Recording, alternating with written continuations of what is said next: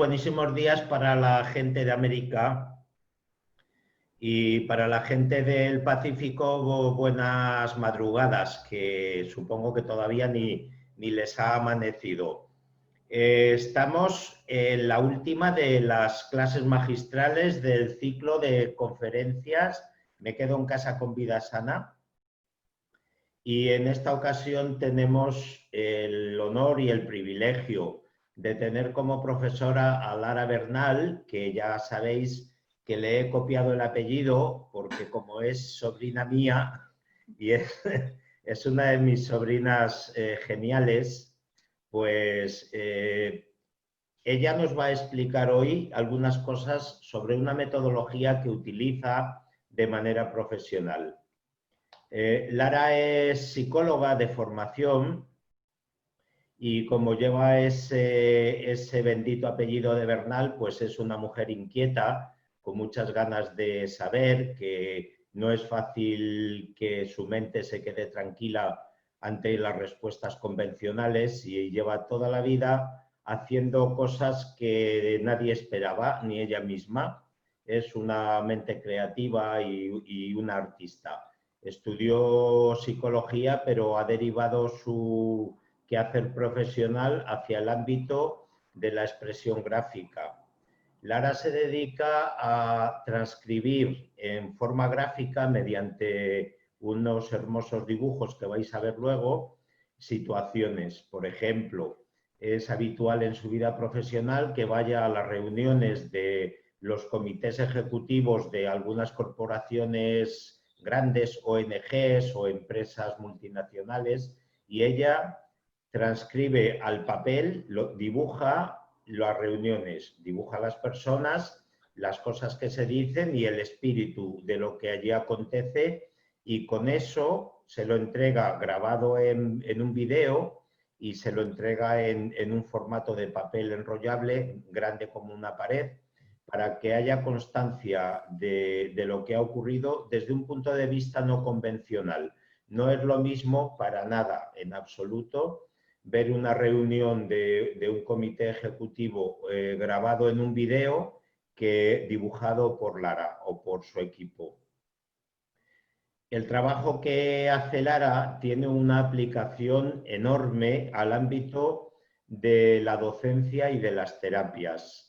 Ella me ha enseñado a mí a trabajar, a llevar esta técnica a mi consulta, y lo hago que cuando quiero explicar a una persona qué está ocurriendo en la consulta, yo tengo una pizarra grande en la pared al lado de mi camilla y voy dibujando los órganos o los sistemas o los tejidos o las células que están afectados y están enfermos o en disfunción.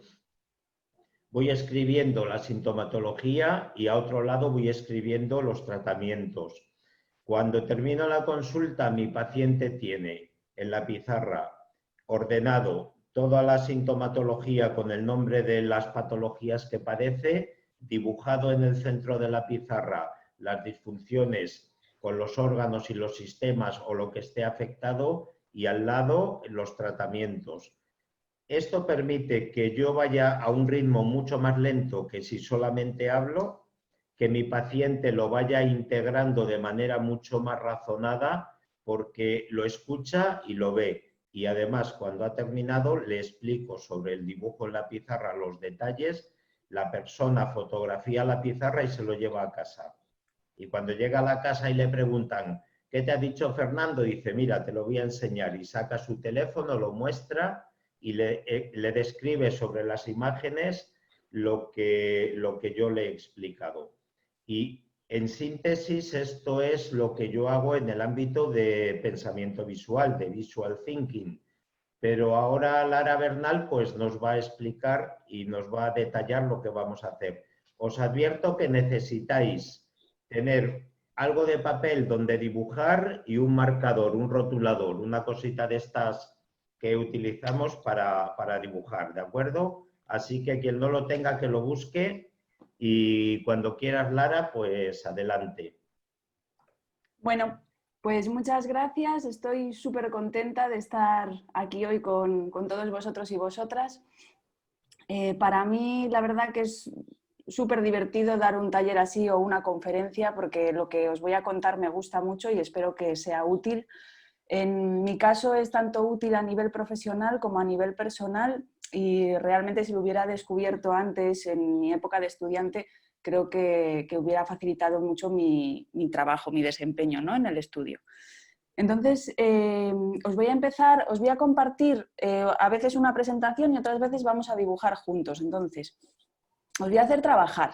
Quiero que os pongáis cómodos, que cojáis vuestro papel, rótulo. La primera parte va a ser más bien teórica para que entendáis cómo funciona el pensamiento visual y después en la segunda parte nos vamos a poner todos a dibujar. Entonces, vamos a intentar quitar primero alguna creencia sobre el dibujo, del para qué sirve y demás, y luego ya nos ponemos con el rótulo. Así que me dispongo a compartir la pantalla, que me imagino que ahora lo estaréis viendo. Bueno, pues como no podía ser de otra manera, me voy a presentar con un par de dibujos míos. Un dibujo de cuando tenía 3 años y un dibujo del año pasado, de unas clases de dibujo que estuve haciendo. Entonces, ¿para qué o por qué os enseño estos dibujos, ¿no? Como os decía Fernando, yo soy psicóloga de formación y de corazón. Veréis que todo lo riego a través de la psicología. Y también desde pequeñita me gustaba mucho dibujar. De hecho, mis padres siempre me dicen pues, que empecé a dibujar antes que andar, ¿no? Que me gustaban mucho los rotuladores, la pintura, etc. ¿Qué sucede? Que es una habilidad como cualquier otra que necesita entrenamiento. Entonces, ha habido épocas en mi vida que he dejado de dibujar, ha habido cosas que he practicado más el dibujo y otras que menos. Aquellas que he practicado menos las sigo dibujando peor, aquellas que he practicado más las dibujo mejor, ¿vale? Esto os lo digo porque hay muchas creencias acerca del talento del dibujo, ¿no? Cuando tú dices que una persona es talentosa, normalmente no le pones toda la práctica que esa persona ha tenido que hacer para desarrollar esa habilidad. Una práctica. Además de esto, os tengo que decir que el pensamiento visual no exige ni promueve que tú dibujes bien. Promueve que tus dibujos sean útiles, que es muy diferente a dibujar bien o mal, ¿no? Además, daos cuenta que cuando empiezas a valorar si tú dibujas bien o mal, normalmente lo haces comparándote con dibujos que normalmente están en una exposición, son dibujos artísticos, etc. ¿Vale? Entonces, en mi caso, como es una práctica profesional y es a lo que me dedico, decido mejorar el dibujo. Pero para algunas actividades que os voy a proponer no es necesario un entrenamiento muy alto en dibujo. La primera pregunta, o sea, lo primero que os quería contar es qué es el pensamiento visual. El pensamiento visual es el uso de dibujos para redondear conceptos, complementarlos y hacerlos más poderosos. ¿A qué me refiero con esto? Imaginaos, os voy a poner una palabra de un ámbito terapéutico. En un ámbito terapéutico podemos tener un tratamiento. Para un psicólogo un tratamiento será muy diferente que para un médico y muy diferente que para un terapeuta. Entonces, es muy importante que esa palabra tratamiento quede redondeada. ¿Qué tipo de tratamiento le voy a poner? O, por ejemplo, cuando hablamos de comunicación o cuando hablamos de innovación, son palabras tan grandes que a veces necesitan un complemento visual para que se entiendan en un contexto. Otro ejemplo podría ser el concepto de familia o el concepto de comunidad o de equipo. Depende de qué tenga detrás cada una de las personas, va a significar una cosa u otra. Es como si necesitara un apellido y el dibujo lo que te ayuda es a ponerle ese apellido a las palabras, ¿vale? Voy a seguir avanzando un poquito y os voy a contar lo que os estaba diciendo, que para generar esta habilidad, que a veces suena como muy lejana, necesitamos generar unos nuevos hábitos, ¿no? Una nueva carretera neuronal. Yo tengo una manera determinada de hacer las cosas. Y esa manera determinada de hacer las cosas, imaginaos, cuando yo hablaba con Fernando en sus sesiones, pues daba el tratamiento a veces pues en una hoja pequeñita, ¿no? Una entrega, o hay médicos que lo hacen así, o hay terapeutas, o cuando eres formador o cuando eres profe, pues tienes una manera determinada de dedicarte o de enfocarte a tu ámbito. Cuando tú quieres meter el dibujo dentro de tu ámbito, tienes que generar pequeños hábitos, pequeños cambios y además tienes que saber que tu cerebro normalmente se va a ir por ese hábito anterior que tenías. Pongo un ejemplo, si tú normalmente eres profe y das la clase de una manera determinada, yo lo que te animo es que si quieres empezar a utilizar el dibujo como parte de tu comunicación, hagas al principio pequeños cambios. No intentes dibujarlo todo, que esto es una de las dificultades que a veces nos encontramos, ¿no? Dibuja una parte, ayúdate del dibujo para algunos puntos, pero no cambies todo de golpe. Y tienes que saber pues, que realmente, como son automatismos que tenemos, muchas veces eso te va a generar como una limitación, ¿no? Y el concepto que tenemos del dibujo es yo no sé dibujar. Yo os animo a que lo cambiéis por no sé cómo dibujar. Y hoy vamos a ver cómo podemos aprender a dibujar de una manera sencilla para representar algunos conceptos. Seguimos un poquito más y os voy a contar por qué a mí me empezó a llamar el visual thinking, ¿no? O el pensamiento visual. A mí tenía como una creencia de que del dibujo artístico como tal era muy difícil vivir o no se podía vivir, ¿no? Y además me aburría el tener que representar de una manera demasiado perfecta algunos elementos. Entonces me empecé a acercar al pensamiento visual y empecé a practicar conmigo misma qué me sucedía a mí cuando yo dibujaba y además utilizaba las palabras, porque es, como os decía, es un complemento. No es una metodología que quite importancia o peso a las palabras, es como que complementa las dos cosas. Entonces, lo que empieza a pasar es que pones foco en lo que estás haciendo, ¿no? Hay un aumento de la concentración, es una sensación como de fluidez cuando lo practicas habitualmente. Entonces, hace que te concentres tú y que se concentren las personas que estás alrededor. Normalmente, además, hay algo muy físico, que es que cuando yo veo a una persona dibujar, me acerco, mi cuerpo se acerca a eso, ¿no? Me acerco a la presentación, me pongo en una posición de estar más atenta a eso que está pasando. Eso se asocia con un elemento sorpresa. Cuando tú ves a una persona dibujar, aumenta tu sorpresa, aumenta tu atención y además te acercas a algo que está muy asociado con la infancia, que es el juego, el disfrute y la creatividad, por dos motivos. Porque dejamos de dibujar cuando éramos pequeños y os animo a que hagáis una práctica que es en educación infantil, preguntar cuántos niños y niñas dibujan. Seguramente levanten todos la mano, ¿no? Cuando estás en primaria, más o menos por ahí, ¿no? Habrá alguno que no. Cuando ya empezamos la ESO, etcétera, ya la cosa disminuye. Y cuando estamos en la universidad, muy poca gente dibuja. Lo primero que yo me pregunté es por qué siendo una herramienta tan utilizada antiguamente, ahora no era el complemento, ¿no? ¿Qué había pasado? Entonces, se ha infantilizado y el dibujo se ha visto como un producto final. Si tú no dibujas bien, a partir de determinada edad, de entre los 8 y los 11 años, el niño empieza a juzgar su dibujo y los adultos también, porque es cuando tienen más capacidad para empezar a poner profundidad, a poner, digamos, tamaños, a hacerlo más perfecto. Entonces empezamos a juzgar los dibujos y empezamos a decir, así no se dibuja. Entonces ahí dejamos de dibujar y es muy posible que algún adulto dibuje como dibujaba cuando tenía 8 o 11 años, que es cuando más o menos dejó de dibujar. Además de los dos motivos que os decía, porque nos acercan al juego, al disfrute y a la creatividad, primero es porque me acercan a esa edad más infantil, donde yo todavía dibujaba, y por otro lado porque se me activan partes del cerebro relacionadas con la creatividad. Por eso es un elemento tan interesante para pensar y para crear. Luego veremos también cómo se utiliza esto. Y otro punto fundamental es que genera un lenguaje común, lo que os decía. No es lo mismo hablar de equipo que dibujar qué significa para mí ser parte de un equipo, ¿no? O qué significa para mi compañero o para otro. Lo mismo con un montón de conceptos que lo que puedo hacer es unificar, ¿no? Y esto es súper rico cuando también tenemos un equipo de diferentes partes del mundo, ¿no? Unificar, porque los conceptos y cómo se representan visualmente muchas veces no es lo mismo. Tenemos iconos diferentes en diferentes partes del mundo. Entonces es muy importante saber a qué audiencia me estoy enfrentando en ese momento. Luego, fijaos, los psicólogos somos muy de datos y hay muchas investigaciones acerca de cuántas personas en el mundo somos visuales, cuántas aprendemos de determinadas maneras, ¿no?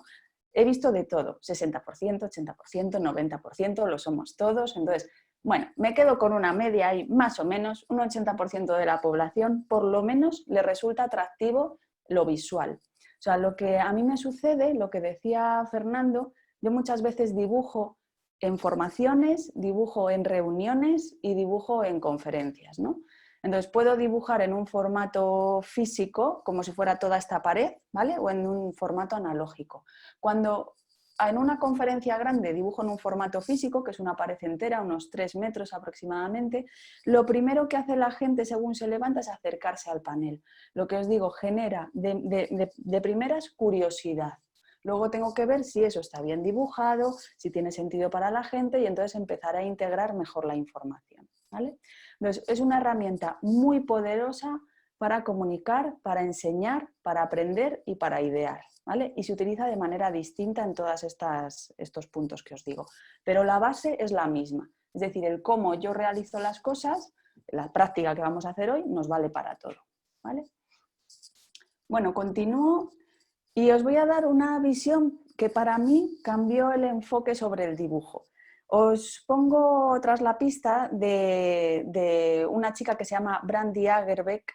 Lleva aproximadamente 25 años haciendo lo que se llama facilitación gráfica, que es lo que hago yo, que es facilitar gráficamente, es decir, ayudar a entender de una manera visual conceptos complejos, ¿vale? Ella empezó a investigar este tema del dibujo y se dio cuenta que lo que nosotros hacíamos era vivirlo como un producto final y no como un proceso. Entonces, el producto final en este cuadrante sería la parte del sí, del ojo y de la mano, ¿vale? Cuando yo voy al sí, sería el ojo, es cuando yo voy a un museo, yo voy a ver cosas bonitas, a ver productos finales, ¿no? Quiero algo rematado, perfecto, bien hecho. Entonces, siempre se ha entendido el dibujo principalmente en ese cuadrante. El cuadrante de show es cuando yo soy comunicadora, yo quiero mostrar algo, quiero enseñar.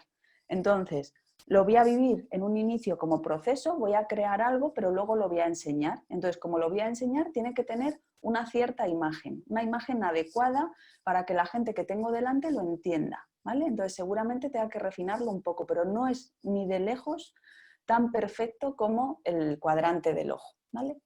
Y luego los otros dos cuadrantes es absolutamente vivirlo como proceso, es cómo yo utilizo el dibujo, no como producto final, no está rematado ni, digamos, ya hecho, estoy pensando y para pensar sobre mí, sobre mi desarrollo personal, sobre las posibilidades que tengo, sobre las cosas que puedo crear. Utilizar dibujos y luego os daré una herramienta muy chula que son los mapas mentales, que muchos los conoceréis, me ayudan mucho a pensar, ¿vale? Muchas veces se habla del poder de la escritura, ¿no? Pues el poder de la escritura con el dibujo lo amplifica. Y luego estaría el hacer, ¿no? El ponerme en un grupo de personas y utilizar el dibujo también para crear ideas, o sea, para evolucionar todo eso que tengo en la cabeza en conjunto.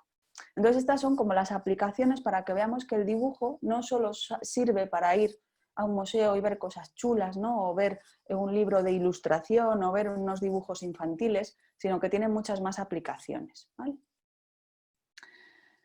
Bueno, ¿y qué pasa? Pues que vamos a tener que empezar por algún punto, ¿no? Y fijaos, si en cualquier taller que deis de facilitación gráfica, por lo primero que se empieza a practicar son elementos básicos. Los elementos básicos son aquellos que yo tengo que sé seguro que voy a utilizar cuando voy a dibujar algún concepto. Yo voy a utilizar flechas, seguro, voy a utilizar letras, porque acordaros que pensamiento visual es el conjunto de los dibujos y de las palabras, o sea que de las palabras no nos podemos olvidar. Y muchas veces mi palabra no se entiende, llevo mucho tiempo escribiendo mal, ¿no? Escribo ya, como se suele decir, como un médico, ¿no? Que escribo como muy rápido, no es difícilmente comprensible. Entonces, hay elementos básicos que yo voy a tener que practicar. Hay otro que son las cajas, que ahora los vamos a ver, que es dónde englobo yo la información y también pues, los personajes, etc. ¿Vale? Entonces, eso es lo primero que vamos a ver, elementos básicos lo vamos a practicar juntos.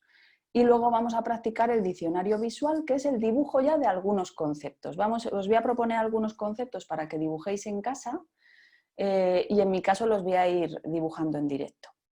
Os voy a dar un tiempo pequeñito para que lo dibujéis vosotros, a ver qué se os ocurre y yo os complemento con lo que se me ha ocurrido a mí y vamos un poco jugando con esto, ¿vale?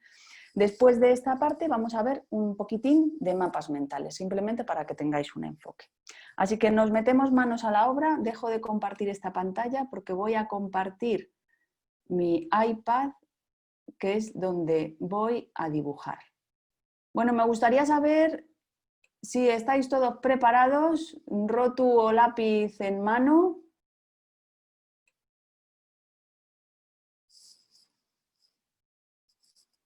¿Estáis? Les aclaro que cuando la maestra dice rotu o rotulador, en realidad lo que quiere decir es marcador, pero es que ella es de Madrid. Así, por ejemplo, una cosita así. Una cosita así, un rotulador finito. Os recomiendo rotus porque vamos a practicar así como sin miedo. Porque aquí uno, en este taller, se puede fallar, que estamos como muy atascados con el error. Entonces, prefiero que tachéis a que borréis. Porque cuando se lo vayáis a enseñar a vuestros pacientes, a vuestros alumnos y alumnas, no vais a estar borrando. O sea, delante de él no vais, ay, que me ha salido mal. No, vais a tirar, ¿vale? Entonces, venga, pues vamos a ello. Mirad, lo primero que vamos a ver dentro de nuestros elementos básicos van a ser las cajas, que es donde yo voy a meter información. Las cajas puede ser algo tan sencillo como un bocadillo, ¿vale? ¿Os acordáis? Bocadillo típico donde yo pongo algo de información, o este que es más tipo cómic, ¿vale? Donde yo pongo información. Me puede servir para aclarar algún concepto, pues comentar algo que me parece importante.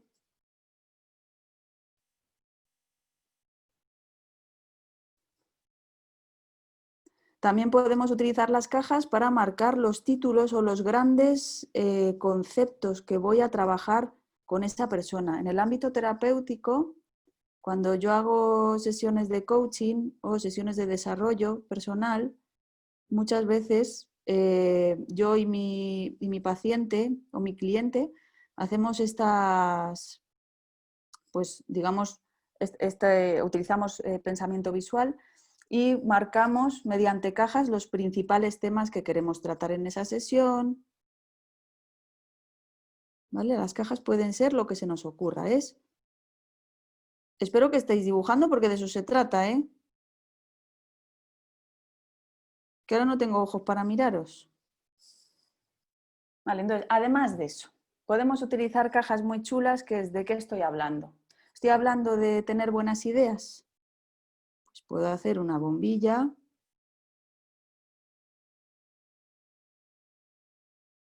donde yo recojo aquí información, ¿no? Pues esa idea, esa gran idea que he tenido.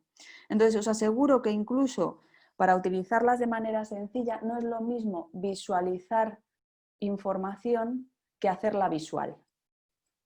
Aquí nos paramos. No es lo mismo visualizar que hacerla visual. No es lo mismo ponerme un post-it delante que ponga que quiero meterme en el hábito de meditar todos los días, que ponerme una persona hablándome simpática y que en un bocadillo ponga medita todos los días, ¿vale? Es diferente. Lo estoy haciendo visual y visible, las dos cosas a la vez, ¿vale?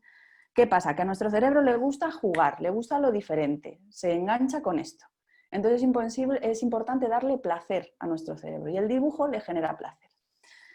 ¿Qué otras cosas aquí? Como habéis visto, hemos visto cajas, que luego veremos cómo se utilizan, ¿vale? Porque os voy a enseñar alguna lámina ya hecha o algún concepto. ¿Qué más tengo que practicar? ¿Y qué significa practicar? Que el número de veces que yo practique una cosa, mejor me saldrá. Elegid una serie de cajas, algo que vosotros digáis, así lo voy a hacer habitualmente, aquí voy a meter yo la información, esto va a ser como yo me exprese, y lo vais practicando. Flechas vamos a utilizar muchas, ya lo veréis. Entonces, flechas, pues fijaos, yo utilizo mucho una así, no sé por qué, seguro que tiene alguna connotación psicológica de que doy muchas vueltas para llegar a un punto, ¿vale? Y entonces suelo utilizar flechas así. Podemos utilizar flechas más gorditas para marcar información más importante, incluso con un poquito de fondo. Me va un poquito mal el iPad. ¿Vale? El caso es que yo tenga flechas para poder unir información, incluso una flecha discontinua. Pero todo esto se tiene que practicar. Parecen elementos sencillos y básicos, ¿no? Pero ahora veremos que se va complicando la cosa. En cuanto al texto, si yo quiero utilizar el pensamiento visual, aquí vais viendo cómo vamos rellenando. Si yo quiero utilizar el pensamiento visual, necesito que una parte importante del pensamiento visual es la palabra. Entonces, que la palabra sea entendida y que tenga por lo menos como dos letras, ¿no? Una letra para los grandes temas y una letra como más pequeñita. Se puede hacer de varias maneras.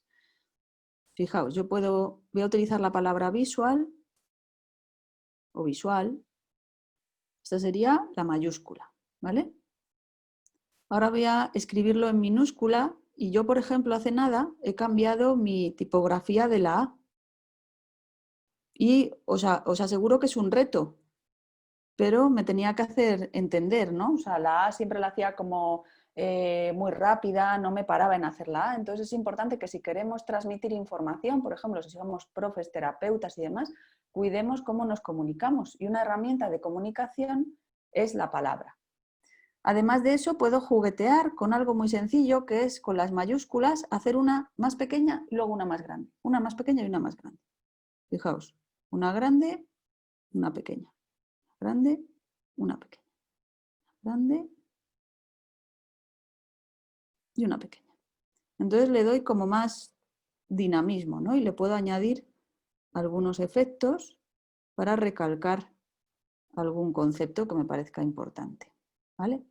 Y luego es muy interesante, podemos hacer alguna cosilla así más chula, que es podemos poner más gordo un lado de nuestra letra. ¿No sabéis lo difícil que es dibujar y hablar a la vez? Hablé un día con un neurocientífico y nos dijo que como se activan dos partes del cerebro, se vuelve loco. Bueno, aquí lo tenéis. Algo tan fácil como ampliar una parte de la letra hace que mi lettering parezca mucho más molón. ¿Y qué pasa? Que yo tengo que hacer algo que sea atractivo para la gente que me lee y depende en el foro en el que esté. No es lo mismo ser profe de niños pequeños que ser profe de adultos, no es lo mismo ser terapeuta, entonces tengo que adaptar mi comunicación al foro que tengo delante. Bueno, espero que me sigáis. Hemos ido a lo fácil. Cajas, flechas y lettering, ¿no? Cosas como muy sencillitas, pero que es importante que las practiquemos. De hecho, con esto ya podríamos empezar a hacer cositas. Las manos. Ay, qué difícil las manos. Las manos hay que practicarlas mucho porque las manos las vamos a utilizar, pero son muy complejas. Es de los dibujos más complejos que hay. De hecho, se pasa uno mucho tiempo practicando manos cuando está estudiando ilustración o lo que sea, ¿no? Entonces, muchas veces nos van a servir pues para señalar conceptos, nos van a servir para decir que algo está ok.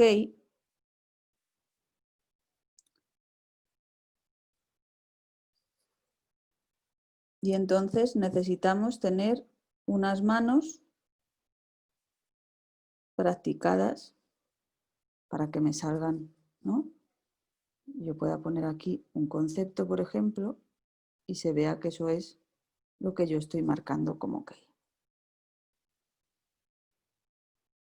Bueno, como yo tengo lo digital, me voy a permitir ampliar alguna cosilla. Es la suerte de tenerlo en digital para que lo podáis ver mejor. Y ahora nos vamos a ir a las caras.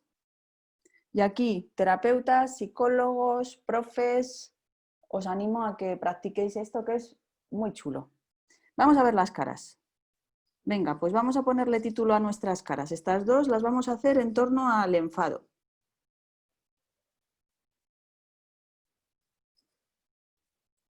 Estas dos de las siguientes van a ser la emoción de la alegría. Y estas dos últimas la tristeza. Haceros circulitos que vamos a ir poco a poco ¿vale? Viendo cómo podemos, digamos, hacer estas emociones de una manera sencilla. ¿Por qué? Porque las emociones es algo muy utilizado. Cuando yo quiero hacer personajes, puedo hacer el cuerpo, que es algo muy complejo a nivel anatómico, o puedo simplemente dibujar una cara y expresar mucho. En dibujo facial, se utilizan mucho las cejas y la boca. Es lo que más cambia la expresión. Vamos a hacer pruebas ahora, pero os animo a que probéis diferentes cejas de las que dibujemos con diferentes bocas en otros circulitos esta tarde. Y ya veréis que salen emociones diferentes, ¿vale? Entonces vamos a hacer enfado, alegría y tristeza de una manera sencilla y luego vamos a amplificarlas. Vamos a pasar a la ira, a la euforia y al estar roto del todo, ¿vale? Así que vamos para allá. Venga, enfado. Primero nos hacemos unos ojitos y una nariz, ¿vale? Lo fácil, esto es fácil. ¿Qué le vamos a meter al enfado? Pues unas cejas colocadas así y una boca como de lado. Tengo el enfado. Fácil. Esto es modo fácil. Alegría. Vuelvo a hacer mis ojitos con la nariz y pongo así como unas cejitas simpáticas, normales y una boquita. ¿Vale? Está alegre, está bien, está pasando un buen día. Luego ponemos otros ojitos en la tristeza y le arrugamos las cejas para abajo y le ponemos cara así. Está regular. Bueno, lo tenemos nuestras emociones, nos faltaría asco y demás de emociones básicas, pero bueno, tenemos 3 que es posible que en el confinamiento estemos pasando por un poquito de todas. ¿Vale? Entonces, ahora vamos a ver qué nos podría pasar como no nos cuidemos. Vamos al enfado, vamos a pasar a la ira. Fijaos, la ira lo que hace es achinar los ojos, ¿vale? Entonces, vamos a poner las cejas primero esta vez. Le marcamos aquí un poco, achinamos un poco los ojos, se me quedan más chinitos, le pongo la nariz y la boca se abre. Entonces aquí ya estoy en modo ira, que se me acerque poca gente. Alegría, vamos a poner los ojitos otra vez, la nariz, le subo las cejas y le abro mucho la boca. A ver, que no me gusta así la boca, se la voy a hacer otra vez. Más grande. Así. Vale, pues está alegre. Y aquí le vamos a poner ya fatal. Le arrugamos mucho las cejas, se las marcamos mucho. Y la boca, veis que hace como el gesto hacia abajo. Es un poco contrario al que hemos hecho antes. ¿Vale? Entonces a cualquiera de estos, si yo le pongo orejas... A ver, no estoy en esto, no. Cualquiera de estas, si yo quiero, le puedo poner pelo. Puedo poner así, la voy pintando un poquito y voy teniendo mi personaje. Un poquito más elaborado. Pero es un personaje que me dice mucho, ¿vale? Que me está contando ya una historia. Pues imaginaos si queremos hablar de emociones con niños y niñas, ¿no? Pues en qué punto están cada uno, cómo se sienten, genera como muchos marcadores muy, muy interesantes, incluso que ellos sean capaces de dibujar sus emociones. Igual que muchas veces a los niños y a las niñas les enseñamos a nombrarlas, dibujarlas también es un proceso muy terapéutico y de mucho aprendizaje. Los personajes, ¿no? Que mucha gente aquí, ¿qué sucede? Que cuando tú dibujas, como nos relacionamos con humanos, al final a un humano le gusta ver a otro humano, aunque sea dibujado. Entonces es muy interesante que tengamos cierta destreza.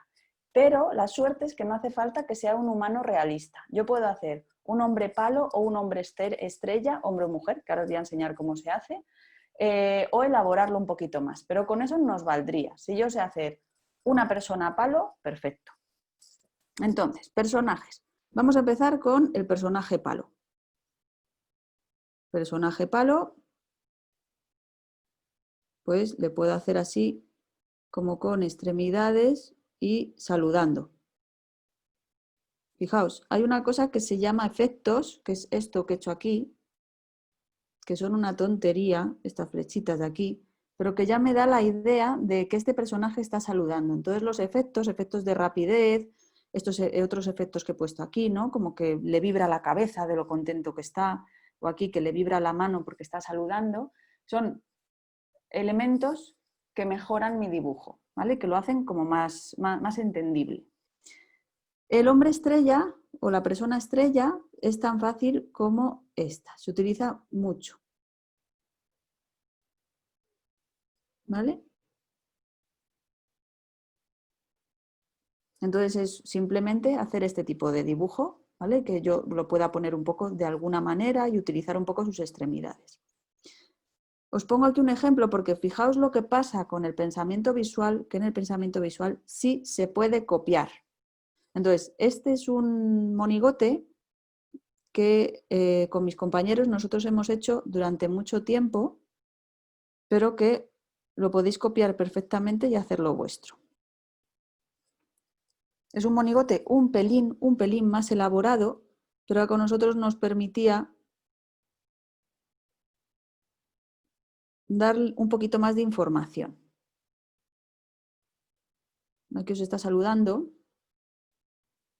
para que le conozcáis y luego ya depende de cada detalle que yo le dé a mi dibujo para que sea más atractivo y que sea más adecuado a las personas que me estoy, digamos, dirigiendo. Por ejemplo, los niños, los libros infantiles, si hacéis la medida del tamaño de la cabeza respecto al cuerpo, se asemeja mucho a la de los niños. Más o menos, en libros infantiles de 0 a 3, casi el cuerpo de los personajes es tan grande como la cabeza. Esto le pasa mucho a los niños, que tienen el cuerpo como un poco en comparación, no es como una persona adulta, ¿no? Luego, en la siguiente etapa, de 3 a 6, el dibujo infantil, la cara, digamos, es como, o sea, el cuerpo es como 2 veces la cara. Y en un dibujo adulto debería de ser aproximadamente unas 5 veces la cara, ¿vale? Entonces, cuanto más largo haga el cuerpo, por así decirlo, más adulto se percibe. Es un tema de percepción y es cómo se percibe el dibujo de los personajes. Os voy a hacer uno más elaborado, pero os recomiendo que para empezar, lo más importante es que vuestro personaje se entienda, se sepa que es una persona. No necesita mucho más. De hecho, es muy interesante utilizar el personaje palo para tampoco darle ninguna connotación de masculino o femenino, ¿no? Pues que sea un personaje. Entonces, que es mucho más fácil a veces utilizar este tipo de personajes, personaje palo. También podemos utilizar pues, un personaje más elaborado, donde yo utilice una forma geométrica para la cara diferente, porque fijaos, las caras tienen formas geométricas implícitas. Yo, por ejemplo, la tengo más picuda hacia abajo, se me ha afinado con el tiempo, os tengo que decir, pero la tengo como más picuda. Hay gente que la tiene más redonda, hay gente que la tiene como más cuadrada, ¿no? Entonces, las formas geométricas implícitas de la cara nos dan mucha información. Entonces, yo puedo hacer pues, una persona más elaborada, y más elaborada es siempre haciéndole un poquito de forma diferente a su cara. Fijaos cómo cambia si le hago una cara cuadrada.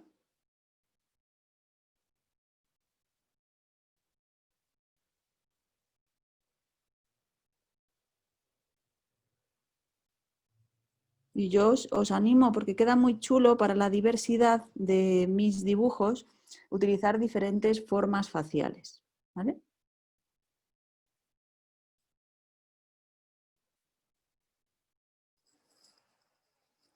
Bueno, pues hasta aquí elementos básicos. Esto es parte de lo que tenéis que practicar para salir adelante con vuestro pensamiento visual. Vamos a seguir practicando más. ¿Qué tal voy de ritmo? ¿Me vais siguiendo? ¿Todo bien? ¿Podéis sacar manos así? Guay. Vale, pues seguimos para poderos dar bastante información. Vamos a jugar un poco. Y vamos a ver cómo podríamos, o qué es esto del pensamiento visual realmente, ¿no? Porque hemos visto elementos básicos, hemos visto pues algunos conceptos sobre pensamiento visual, pero bueno, y entonces, ¿ahora qué? ¿No? ¿Cómo me pongo a dibujar un concepto? Entonces, fijaos, innovación. Yo os animo a que pongáis la palabra innovación y pongáis el dibujo que hacéis. Y quien le apetezca ponerlo en la pantalla para que lo veamos, fenomenal. Y a quien le apetezca seguir el dibujo que yo hago, pues también muy bien. ¿Vale? Lo digo porque en esta ocasión no tenemos mucho tiempo. Normalmente en talleres más largos pues se practica mucho, podemos compartir todos los dibujos, pero no es el caso por el tiempo y por el número de personas. ¿Vale? Entonces yo voy a ir dibujando, quien quiera que me siga y que le apetezca hacer otro dibujo para innovación, pues adelante. Entonces fijaos, para mí innovación lo he tenido que dibujar mucho y es algo así. Yo normalmente dibujo una nube, ya tengo pues una manera de dibujar mis nubes. Si puedo le daría color, pero en este caso pues vamos a utilizar una nube que en vez de llover normal, pues llueven ideas. Empiezo a hacer circulitos y esta sería mi manera de explicaros qué es para mí la innovación, ¿vale? Entonces es un concepto para mí bastante complejo y que a veces es como mal entendido. Entonces, de esta lluvia de ideas, ¿no? Que sería la parte de la creatividad, de hecho aquí podríamos poner creatividad, pues tengo que pasarla a veces, bueno, no a veces, sino siempre si quiero innovar, por un colador. La paso por un colador y me quedo con una idea que sería la idea que decido que va a ser la fuente de mi innovación. Y a esa idea, ¿qué la tengo que hacer para que sea innovación? La tengo que poner en movimiento, ¿no? Porque toda idea que se queda solo en creatividad, pues digamos que no funciona. Entonces la voy a poner a correr, si os parece. La pongo unas patitas,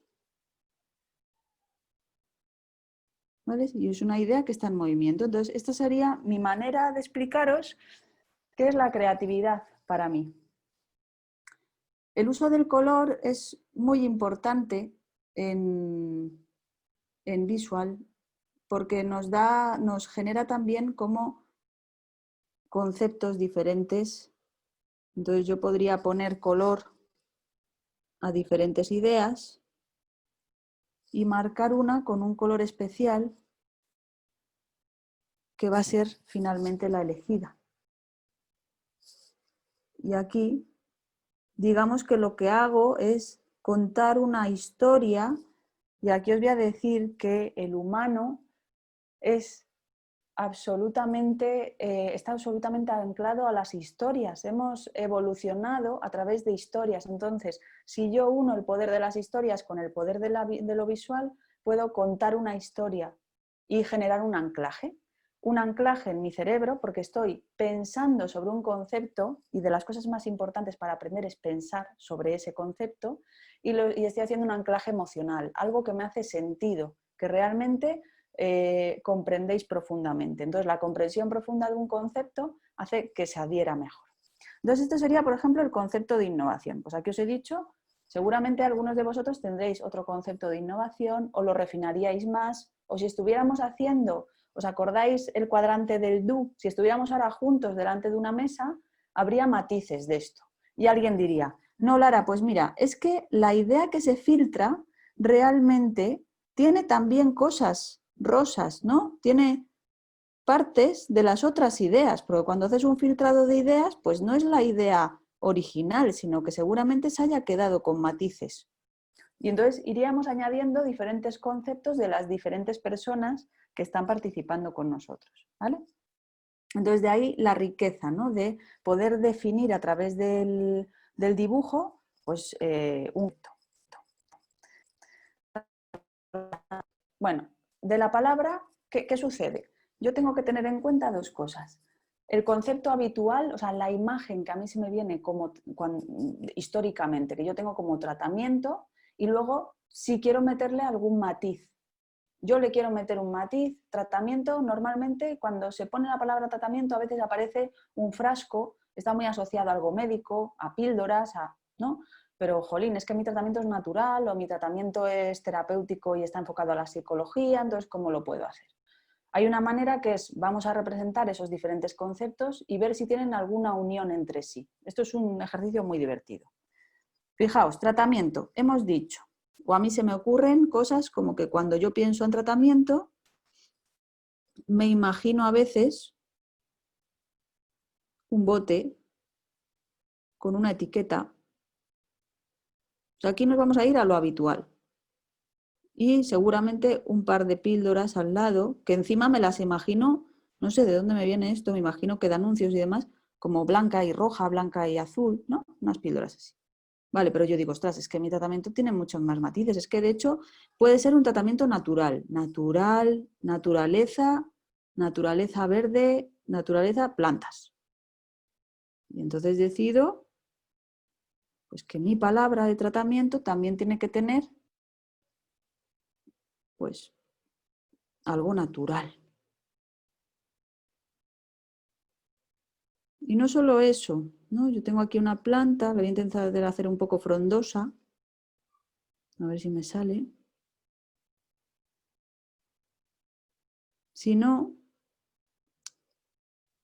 que además, pues es que fíjate, soy psicóloga y doy como pues algún tratamiento que tiene que ver con el cerebro, ¿no? Que, ¿no? Pues algo con el cerebro de las personas, lo encuadro por si así queda como ambiguo. Y entonces tengo estos, dentro del tratamiento, pues imaginaos que yo he hecho una lluvia de ideas y me salen estos tres.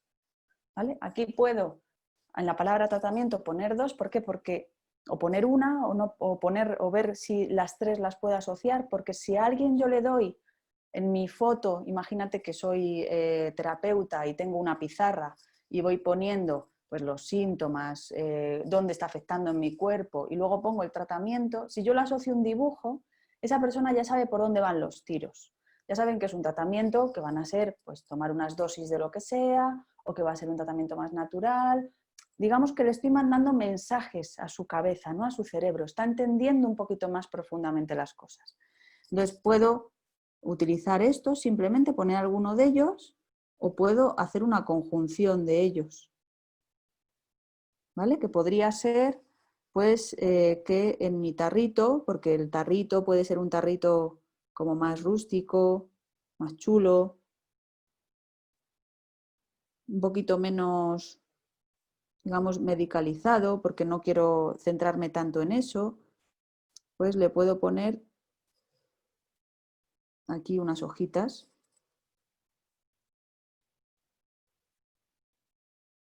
para que se vea que va a ser algo natural. O puedo unir este y decidir poner los dos, porque va a ser tratamientos o píldoras para el cerebro, ¿no? O sea, puedo, digamos, utilizar mucha metáfora. Es muy importante saber que las metáforas visuales funcionan muy bien con la población en general, pero con personas que tienen problemas de discapacidad intelectual, la metáfora les confunde muchísimo, ¿vale? Entonces, tener en cuenta la población a la que os dedicáis para así poder adaptar el contenido y no confundir. Por ejemplo, comunicación, fijaos, es tan fácil, ¿no? Decir mejora tu comunicación, por ejemplo. Yo a veces cuando me dicen este concepto pienso, ¿qué significará eso para esta persona que me lo está diciendo? Porque es muy ambiguo. Imaginaos que quiero decir que se comunique bien, ¿no? Que se comunique de manera eficaz. Un posible dibujo podría ser una persona que está hablando, ¿no? Simplemente un bocadillo, fijaos la simpleza, y otra persona que contesta. Lo he entendido, un check, y me gusta. Entonces esto podría ser la representación de comunicación eficaz, etc. Comunicación que no está funcionando. Una persona habla y una persona está pensando. No lo dice, pero lo piensa, que es peor. ¿Pero qué dice? ¿Vale? Entonces, fijaos, son cosas tan sencillas de dibujar, ¿no? Son 2 trazos, es una cuestión de practicar que genera como completar esa palabra de comunicación. ¿A qué te refieres cuando dices comunicación? Entonces, muchas veces damos por hecho que el otro me está entendiendo y así lo que hacemos es completar un poquito la información. También un comunicado importante, ¿no? Pues puedo hacer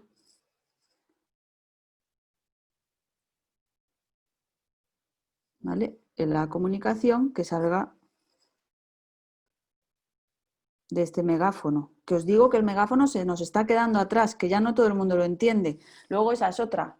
¿Con qué generación te estás comunicando?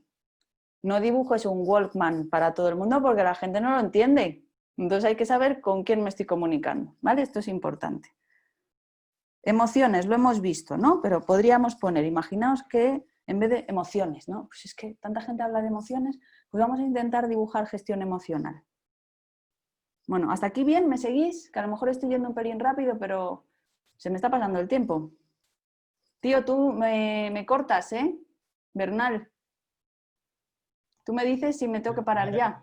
Yo creo que tenemos tiempo. Si la gente tiene compromisos, abandona la clase, pero la mayoría vamos a seguir. Como hemos empezado más tarde y Vale, ahora mismo son las 19:09 en España, por lo menos hasta y media podemos vale. seguir y luego Pues preguntar. seguimos hasta y media, ¿vale? A ver qué seguimos con estos conceptos, a ver si os sirven. Venga, emociones. Vamos a hablar de gestión emocional. Vamos a poner aquí, fijaos cómo entiendo yo la gestión emocional. No es alguien que nos siente, es alguien que, fijaos, los ojitos como de meditación, así para abajo, ¿vale? Y la carita como de calma.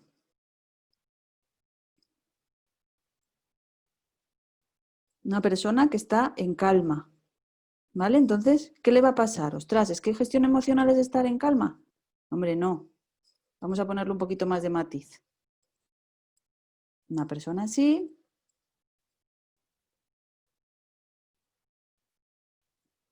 Vamos a ampliarle un poquito las manos.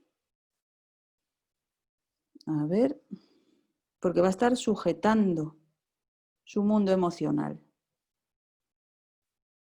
Lo sujeta, sonríe, no está como... No es algo que le dé miedo, ¿no? Sujeta su mundo emocional. Uy. A veces me pongo a dibujar como si estuviera sola y giro el papel que da gusto. Entonces aquí podemos poner caras expresando diferentes emociones. Entonces no se van, se quedan, se sienten. ¿Vale? Y aquí podemos poner pues alegría,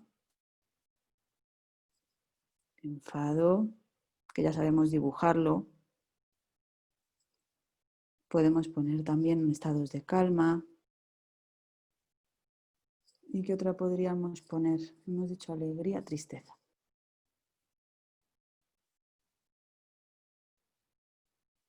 ¿Vale? Entonces ya le estamos dando definición a las emociones, a la gestión emocional. Ahí podríamos meterle mucho más matices. Oye, Lara, pues que para mí gestión emocional pues tiene otros matices, son una serie de herramientas, ¿no? Pues podríamos ponerle una camiseta con una figura aquí que ponga como una herramienta. Que siempre que se habla de herramientas a la gente le viene esto a la cabeza, a mucha gente, ¿no? Entonces, bueno, así podría ser, emociones, ¿vale? Sostengo mis emociones en calma. Conexión. Fijaos, una palabra tan compleja se puede hacer de muchas maneras. De una manera como... Vamos a hablar de conexión a las redes sociales y demás, si os parece, y luego vamos a hablar de conexión normal. Conexión normal. Podrían ser conexión entre personas, bueno, pero vamos a darle, a este no le vamos a dar tanto vuelo. Cuando yo conecto un enchufe, entonces, ¿este dibujo para qué me puede servir?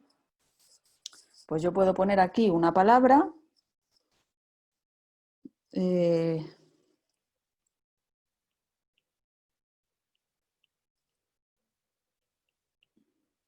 que conecta con otra.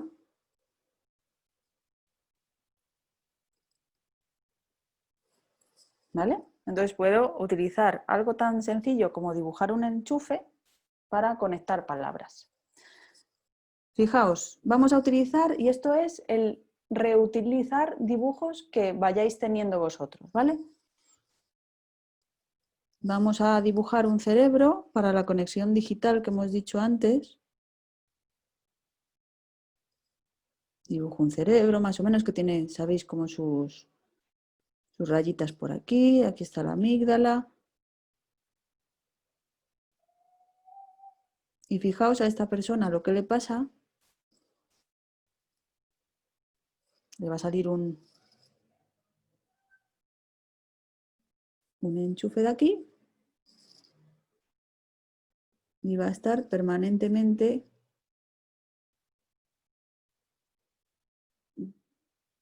conectada a un móvil. Pues es una manera muy gráfica de expresar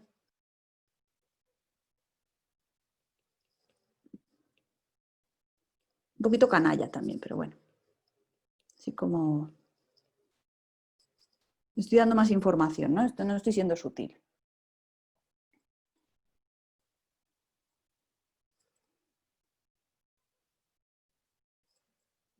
Entonces, ¿veis? Hay palabras que tienen palabras y apellidos, y el apellido me ayuda a elaborar el concepto. Hay algunas palabras que le puedo ya dar yo el apellido, comunicación eficaz o no comunicación, ¿no?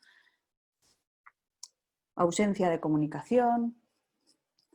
Y luego estaría, por ejemplo, he puesto la palabra bacteria, ¿no? Porque ¿cómo me imagino yo la bacteria? ¿Cómo la imagináis? Seguramente pues, como nos la enseñaron en el cole. Yo me acuerdo mucho de La vida es así, claro, esto es otra cosa que habrá gente que no sepa de lo que hablo, pero algunos sí. Entonces yo me la imagino como un chisme así y como con pelillos. Seguro que todas las bacterias no son así, pero así nos lo han contado, ¿no? A la gente que no somos biólogos o que no hemos estudiado o terapeutas o no hemos estudiado más en profundidad. Incluso he visto alguna foto que tienen como hilillos así, ¿no? Entonces, yo puedo utilizar la bacteria simplemente con este dibujo o le puedo añadir alguno más o le puedo añadir conceptos alrededor, ¿no? Bacteria, imagínate que podemos poner, bueno, aquí en este caso estaríamos hablando de, por ejemplo, del virus, ¿no? Oye, que tenemos que hablar de esto, que lo tenemos encima. Bueno, pues la bacteria más el mundo, ¿no? Pero esto puede ser una metáfora, porque no tiene por qué ser el mundo, puede ser una bacteria que se me ha propagado, que sea en algo amplio, digamos, en algo como muy grande, ¿no? Y el mundo siempre lo conceptualizamos como algo muy grande. También puede ser que la bacteria me haya venido a enseñar algo. Entonces puedo conceptualizar las bacterias, se me ocurre, y les puedo sumar algunos dibujos para que aquella persona que lo tiene no lo perciba como algo tan malo, ¿no? O sea, como de esto puedo sacar algún aprendizaje. Me está enseñando algo sobre cómo estoy gestionando mi cuerpo, qué estoy haciendo y eso qué entrada está teniendo de pues, algunas bacterias, etc. ¿Vale? Entonces, lo importante es, lo primero, la pregunta sería, ¿qué quiero comunicar exactamente? O sea, ¿es comunicación o qué apellido tiene? ¿Es una bacteria o qué realmente le quiero contar de esta bacteria a mi paciente? Y a partir de ahí elaborar un dibujo que redondee y que no necesariamente sea complejo. Lo mismo, en bacteria, la bacteria puede ser una herramienta para mi cuerpo. No la tengo que vivir como algo negativo, sino pues a lo mejor es negativo cuando se extiende, pero las bacterias pues tienen sus funciones dentro del cuerpo, ¿no? Y luego, si queréis dibujar el cuerpo mejor, ahí lo que os recomiendo, como en el Visual Thinking se puede copiar, y además es algo súper importante esto que os voy a decir, es coger modelos. No tenéis que imaginaros todo lo que queréis dibujar. Hay cosas que tenéis que ver el cuerpo. Muchas veces podéis ver el cuerpo de una persona que tenéis cerca si queréis dibujar el cuerpo, o podéis iros a dibujos de anatomía, pero siempre con la exigencia puesta en que complemente o que se entienda, no que sea perfecto, que es muy diferente. ¿Vale? Los dibujos perfectos pueden ser perfectos y no útiles para lo que los quiero enfocar. Diccionario visual terminado. Tenemos aquí como conceptos, ¿no? Hemos jugado, hemos dibujado algunos de ellos. Y voy a pasar, porque no tenemos mucho tiempo, pero sí que quiero hacer aquí algún comentario sobre mapas mentales, que me imagino que algunos los conoceréis, pero os lo quiero contar porque quiero que sepáis que es una manera mucho más natural para nuestro cerebro de adquirir información que un esquema, por ejemplo. Pero sí se hacen bien, ¿vale? Entonces, ¿cómo se hacen? Fijaos, la idea principal está en el medio, ¿vale? Esta que estoy marcando ahora mismo. Estas ideas que están con el redondito verde serían las ideas secundarias. Y las que son más pequeñitas son las ideas terciarias. Se empieza por aquí y se gira por aquí hasta terminar, ¿vale? Como hay personas que no saben este mecanismo, que a lo mejor no les sale de manera natural, se pueden numerar las ideas secundarias. Entonces, ¿qué tengo que hacer para crear un mapa mental? Tengo que leer y comprender. No vale como, no, por encima. No, lo leo y lo comprendo. Es la primera fase. Lo que estoy haciendo es pensar sobre el concepto. Además de eso, después lo que tendría que hacer es recoger la información de esta manera. Idea primaria, secundaria y las ideas terciarias que salen de ahí. Lo interesante para hacer un mapa mental bueno es añadir algo de información que yo ya sabía de antes, ¿vale? Pues estoy escribiendo sobre psicología positiva y me he hecho una charla o me he hecho un curso y me han enseñado todo esto. Pues un bloque, una idea secundaria la añado yo, de lo que yo sé. ¿Por qué? Porque lo que estoy haciendo es generar conexiones más fuertes neuronales. Tengo información yo previa en el cerebro sobre la que sujeto mi información nueva. ¿Vale? Y así con los niños también y las niñas. Necesitan sujetar en conceptos que ellos ya tengan. Y lo último que haría sería dibujar. En todo ese mapa mental que he hecho le añado algún dibujo para que mi cerebro adquiera mejor esa información. Me voy a basar solo en este porque creo que no me va a dar tiempo a más, que serían, os voy a enseñar los mapas mentales para aprender, ¿vale? Lo dicho, si yo quiero aprender algo, lo interesante es que piense sobre ello. Además de eso, que lo haga con lápiz y goma, esta vez sí, ¿vale? Porque son para mí. Entonces, lo que quiero es que pueda borrar, que pueda modificar, porque estoy aprendiendo y mi cerebro va a una velocidad diferente que lo que yo me pienso, ¿no? No puedo hacer algo final. Estoy en proceso de aprender. Fijaos, cuando yo quiero aprender, lo más útil para mi cerebro es que le enseñe, que ponga pues cosas que me parezcan, dibujos que me parezcan que son graciosos, que son absurdos o que me los puedo imaginar en movimiento. Eso es lo que adhiere más la información a mi cerebro, ¿vale? Si yo hago ese tipo de dibujos, los puedo utilizar mejor para aprender. Y los últimos estudios que hay, que ya os diré, porque como los psicólogos estamos estudiando todo el rato, pues a lo mejor este año sale otro, pero el que hay más novedoso dice que cuando quiero aprender lo ideal es leerme la información y luego hacer un mapa mental sin estar mirando la información, para ver con qué me he quedado y ahí se ven claramente las conexiones neuronales con mis conceptos previos. Y vivirlo siempre como un proceso, ¿vale? Un proceso no como un producto final, no tiene que quedar precioso, tiene que quedar útil. Os voy a enseñar en esto de aprender un mapa mental que me hice, entender que me dedico a ello, o sea, que a lo mejor mi trazo o mi dibujo lo veis más chulo, pero es un tema de práctica, ¿vale? Entonces, me vi una charla de una psicóloga que se llama Sonja Lyubomirsky, que es una psicóloga positiva, y hablaba de desmitificar la felicidad. Solo os voy a enseñar algunas cosas. Os voy a enseñar que hablaba de que las características de las personas felices es que son optimistas. Y fijaos el dibujo que yo me hice, que es, no sé si lo conocéis, Optimus Prime, porque me hacía gracia en la palabra optimista ponerme este dibujo. Entonces, ¿para quién es este mapa mental? ¿Para mí o para vosotros? Era para mí, para aprender. Entonces tengo que poner cosas que a mí me hagan gracia, que para mí tengan sentido, ¿no? Entonces, este mapa mental, más allá de que os pueda parecer bonito, feo, útil o no, a quien le tiene que parecer útil para aprender es a mí. De ahí que lo más importante cuando yo quiero enseñar es que la gente se haga sus mapas mentales, porque tienen sus propias conexiones neuronales. es mucho menos útil que un profe haga un mapa mental a que un alumno haga su propio mapa mental. No significa que no sea útil también. Es más útil un mapa mental que un esquema dado por un profesor. Pero si tengo que hablar de utilidad, es mucho más útil que los alumnos nos hagamos nuestros propios mapas mentales, ¿vale? No me quiero estirar más por si hay preguntas o queréis hablar de algún tema. Sé que he llegado hasta donde he podido. Me podéis dar carrete que puedo seguir horas, pero creo que aquí lo puedo dejar y espero muchísimo que os haya servido lo que os he contado en este ratito. Bueno, chicas y chicos, vais escribiendo en el chat, escrito, y yo le voy transcribiendo a la maestra las preguntas, ¿de acuerdo?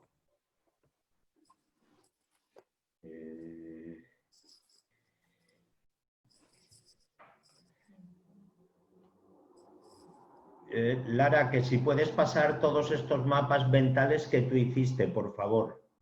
Yo encantada, si vosotros tenéis los correos de toda la gente o vemos cómo lo podemos enviar, yo lo tengo todo a vuestra disposición.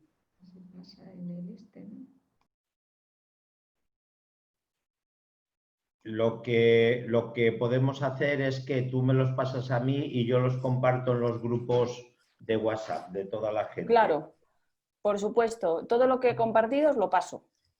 Le aclaro a todo el mundo también que el vídeo de esta clase se va a colgar, aparte de en nuestras diferentes páginas de Facebook, también os vamos a pasar el link o las ligas a través de WhatsApp, y luego definitivamente cuando Lara apruebe el vídeo, que lo haya editado Paqui, pues lo colgamos en el canal de YouTube que se llama Sanación Cuántica, que es nuestro canal.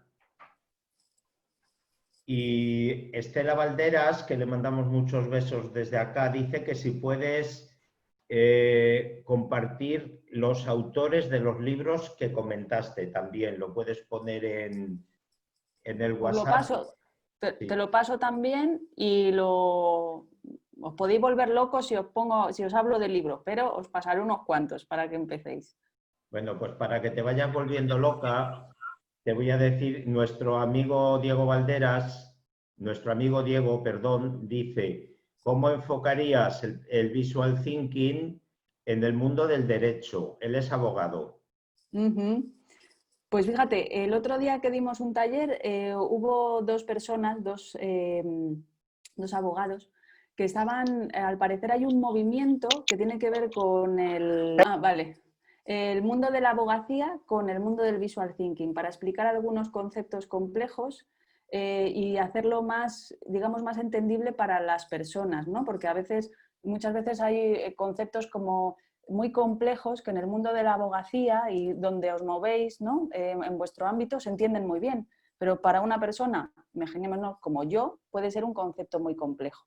Entonces se está utilizando estos dibujos para explicar a las personas algunos conceptos complejos, incluso vídeos dibujados para hacer más accesible la información. Entonces hay un movimiento dentro de la abogacía, por lo menos esta persona era de Madrid y me habló, de cómo hacer los conceptos de la abogacía más accesibles a través de dibujos. Yo lo desconocía, me lo contaron el otro día. Entonces tiene que ver con que bajar un poco el nivel. ¿Qué nos sucede cuando comunicamos? Que nosotros tenemos a nuestro alrededor gente que habla mi mismo idioma, entre comillas, ¿no?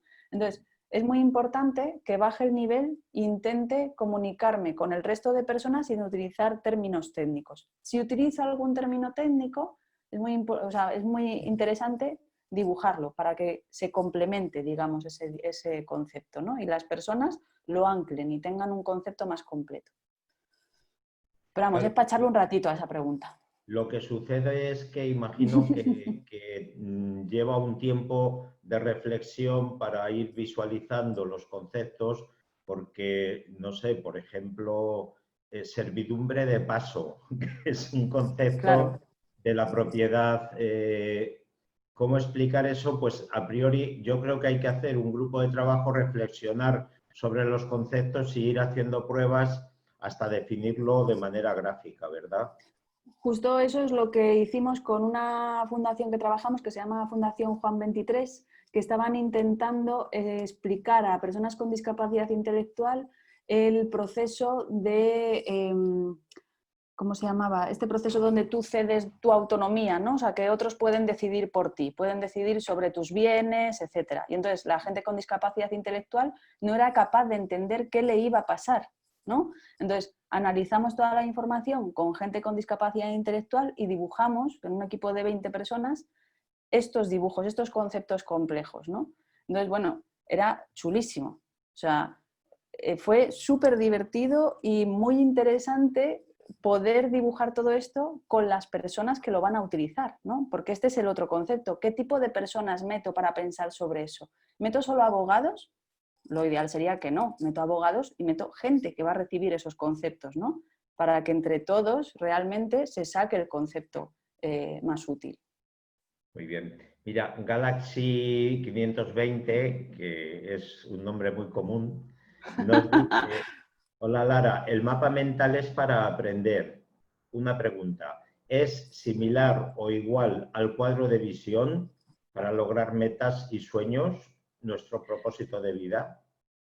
No es igual, se puede utilizar para eso también. O sea, un mapa mental no solo es para aprender, me ha dado tiempo solo a explicar esa parte, también es para enseñar, se puede utilizar de una manera específica para enseñar o comunicar, y otro para crear. Para crear sería lo más adecuado a lo que tú comentas, porque es un proceso creativo realmente el pensar sobre mí mismo o sobre mí misma, ¿no? Entonces, utilizar el mapa mental de una manera creativa es mucho más caótico, tiene mucho menos orden, es como un proceso, también se usa el lápiz y goma, y luego ya se pasa como a un formato final, ¿no? Bueno, de hecho os puedo enseñar uno, a ver si puedo enseñároslo, que tengo aquí, que hice con mi pareja para enfocar el nuevo año, y es un mapa mental dibujado sobre qué nos planteábamos para este nuevo año, y es todo dibujos, ¿no? Entonces, fijaos si tiene aplicación terapéutica o de desarrollo personal, por supuesto. Esa imagen se nos graba. Y pregunta María Ángeles Rodríguez si tienes conocimiento de la aplicación del pensamiento visual con personas con espectro autista. No tengo experiencia directa, tengo amigas psicólogas que trabajan con personas con espectro autista y utilizan el pensamiento visual siempre teniendo en cuenta que como un proceso terapéutico, es decir, a las personas con espectro autista les funciona muy bien el dibujo, pero no el uso de la metáfora. La metáfora es contraproducente para cualquier problema de salud mental. Muy bien. Y aprovechando que ha llegado Noa a la pantalla, que le mandamos muchos besos, y como sabemos que estáis haciendo un proceso conjunto de aprendizaje de dibujo, ¿tú podrías explicar si estás viendo que el aprendizaje y la práctica del dibujo en niñas de la edad de tu hija supone un estímulo evidente en su desarrollo intelectual? Pues empíricamente la dificultad, por ejemplo, que yo tengo con Noa en concreto es que tiene mucha comparación con mis dibujos, o sea, compara mucho. Entonces ahí hay un poco más de dificultad, pero cuando se quitan esa presión, porque a partir de determinada edad empiezan a meterse presión de cómo dibujan, pues claro, por ejemplo, en esta etapa, pues fomenta que puedan expresar emociones o pensamientos que tienen de una manera más profunda, ¿no? O sea, que efectivamente es muy estimulante. Para los niños, por supuesto, es fundamental. Además que refuerza mucho su autoestima, ¿verdad? En esas edades, el ver que hacen dibujos que resultan agradables, armónicos. Hay un libro que yo recomiendo a todos y a todas y a los que tenéis niños más, un autor que se llama Ed Emberley, os lo escribiré también, pero lo encontráis en cualquier sitio así chulo de dibujar o en Amazon directamente, ¿vale? Se llama Ed Emberley, como suena, y es una persona que, que tiene todos sus libros que puedes dibujar con formas básicas. Entonces, Noah, por ejemplo, los ha utilizado mucho y te enseña con poquitas cosas a dibujar, digamos, dibujos bastante complejos que piensas, ¿cómo lo harías? Y te va como paso a paso. Y este hombre se ha dedicado a dibujar el mundo entero, o sea, ciudades enteras con formas básicas, es decir, triángulos, cuadrados y círculos. Y es muy interesante ver que la geometría implícita del dibujo, ¿no? Todo lo que tenemos a nuestro alrededor son formas geométricas realmente. Muy bien. Mira, y Margot Torres te pregunta si estos dibujos resumen tú los vas haciendo en la misma terapia o terminando la terapia haces el resumen más tranquila y luego lo entregas. Pues he utilizado yo, mi manera de expresarme natural es a través del pensamiento visual. Me es muy difícil explicar algunos conceptos complejos si no los estoy dibujando, cuando estoy en procesos de desarrollo personal. Entonces, las personas a las que yo acompaño saben que yo dibujo en directo muchas veces. ¿Qué pasa? Que en procesos donde ha habido muchos aprendizajes, sí que me paro a hacer una entrega final, una lámina final, donde resume un poco los grandes hitos de ese proceso de desarrollo, ¿no? ¿Por qué? Porque, fijaos, hay una cosa muy interesante a nivel psicológico, que es que nos habituamos muy rápido. Conoceréis todo lo que tiene que ver con la adaptación hedonista, ¿no? Me adapto muy rápido a mi nueva realidad. Entonces he aprendido un montón de cosas y me olvido de que las he aprendido. Entonces tener un resumen visual de lo que he aprendido o lo que he mejorado hace que yo constantemente refuerce ese aprendizaje. Porque al ser un aprendizaje nuevo se me puede olvidar y puedo volver a los hábitos antiguos. Entonces, para mí es muy importante que un proceso de desarrollo personal acabe con un aprendizaje profundo, que la gente se lleve eso como enganchado. Bueno, si me permites, Lara, voy a explicar cómo lo utilizo yo de manera práctica y cotidiana en mi consulta. Claro que Miren, sí. en la consulta llega mi paciente, le entrevisto, le pregunto sus datos básicos y después pasa a la camilla donde comienzo a hacerle test de kinesiología. Tengo al lado rotuladores, marcadores y tengo una pizarra para escribir. Cada elemento, cada patología que aparece lo escribo. ¿Sí? Todo lo que cuando he terminado el testeo tengo, vamos a poner que ha salido candidiasis y que esa es la única patología que ha tenido. Escribo candidiasis y en el lado izquierdo de la pizarra hago un apartado y pongo la sintomatología que la candidiasis genera en esa persona. Le voy testeando el cansancio, la melancolía, la tristeza, el déficit de hierro, la pérdida de pasión, la necesidad de silencio, la pérdida de autoestima, la desaparición de la libido. Todo eso lo voy testeando y lo que tiene lo voy escribiendo en el lado izquierdo. En el centro testeo dónde tiene la infección y voy dibujando en el encéfalo, en la médula espinal, en la tiroides, en el esófago, en el intestino delgado y voy dibujando todos esos órganos y los dibujo en el centro en grandecito. Y dibujo los órganos en un color, el cuerpo una figura así en silueta, en otro color, y luego las áreas infectadas normalmente en un color rojo. Lo punteo y le voy explicando, mire, tiene usted candidiasis en la tiroides, en el intestino grueso, en el intestino delgado, en el riñón derecho, se lo voy explicando y luego eso lo relaciono con la sintomatología. Y en el lado derecho de la pizarra le pongo el tratamiento.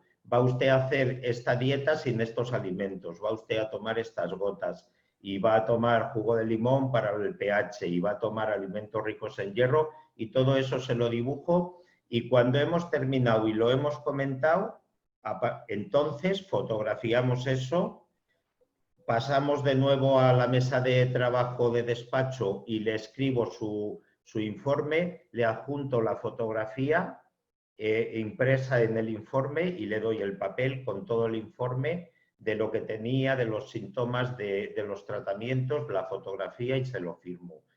Y esto me lleva solamente como 15 minutos más de una consulta donde no haga pensamiento visual, pero yo no voy a olvidar ya nunca lo que le pasa a esa paciente y la paciente se ha enterado completa y absolutamente de todo lo que le pasa, de por qué está cansada, de por qué tiene el hierro bajo, de por qué la libido desapareció.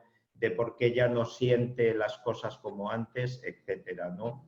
De verdad que es extraordinariamente eficaz. Así es como yo lo manejo. Y pregunta también... Vale, que estoy intentando compartir lo que has dicho. A ver, porque lo he ido dibujando un poquito para que si hay personas... A ver. Voy a dejar... Sería algo así, ¿no? Como Sí, ir poniendo... eso es. Y fíjense, bueno, también es que Lara es una maestra del dibujo, ¿no? A nosotros quizás nos lleva un poquito más de tiempo, pero solo unos minutos más. Y ahora fíjense qué aporte tan espectacularmente útil es el dibujo, ¿no? El que le puedas decir a la paciente, mira, tienes tristeza porque tienes candidiasis intestinal y para eso vas a tomar remedios cuánticos y unas flores. Y de veras, es absolutamente extraordinario y supone un cambio definitivo. ¿Saben lo que ocurre? Como explicaba Lara antes, cuando tú a las personas les dedicas tiempo, cuando tú les dedicas atención, cuando te pones a dibujar para ellas, no hay ninguna duda de que te estás ocupando de ellas. Los pacientes vienen a nuestras consultas fundamentalmente para que resolvamos sus problemas de salud y colateralmente para que les atendamos, para sentir que nos importan, que les prestamos atención, pero es que además es que nos dan dinero por hacer eso y nos dan luego, si lo hacemos bien, nos dan su afecto. Bueno, te hago otra pregunta, Lara. Vale. Y dice de Anger, ¿qué tal aceptación ha tenido esto en sistemas educativos? Si es que se ha introducido dicha información o es un método de la preparación del profesorado. Pues ha tenido más incidencia en profesorados. Yo lo estoy intentando introducir también en padres y madres, en asociaciones de padres y madres, en AMPAs, porque me parece también que muchas veces queremos acompañar a nuestros hijos en el aprendizaje y no tenemos herramientas, ¿no? Se está moviendo más a nivel de profesorado, está costando más que a nivel de institución digamos, se adquiera, ¿no? Y se promueva. De hecho, a nivel institución, pues hay como ciertas frenadas, ¿no? Porque les interesa en muchas ocasiones seguir con el modelo de educación antiguo, ¿no? Que tiene que ver con, permitirme que lo diga, como con generar personas iguales, ¿no? Entonces, esto genera como una disrupción y una manera de pensar muy diferente y fomenta la creatividad en las aulas. Entonces, a nivel de profesorado, hay mucha gente que lo está fomentando en el ámbito educativo, pero no siento que todavía esté calando, ¿no? Todo lo que debiera, porque se sigue viendo como algo infantil. El dibujo está muy asociado a etapas determinadas.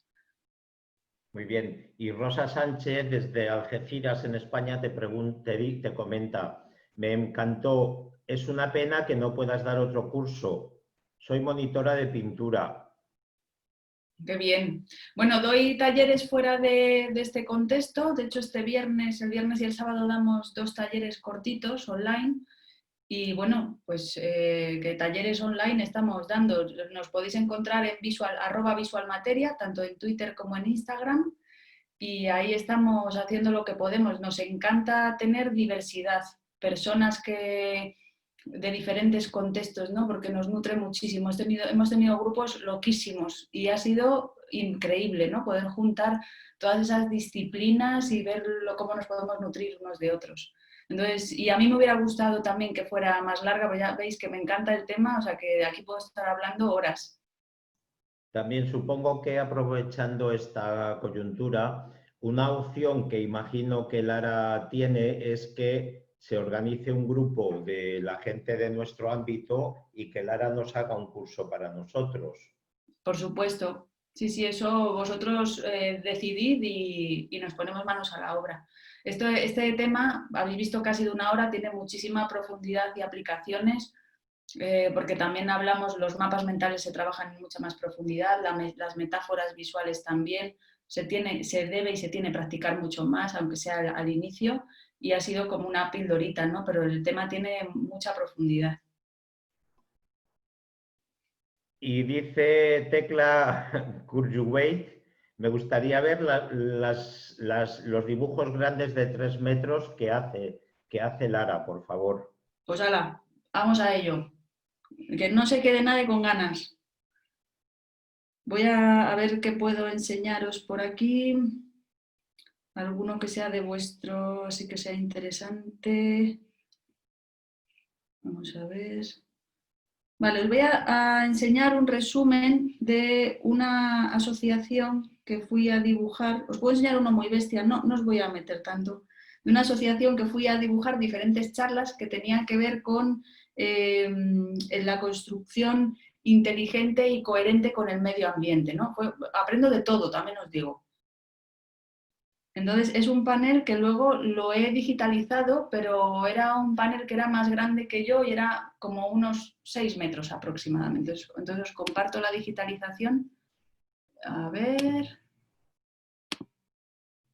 Compartir. Si me deja. Ahí estamos.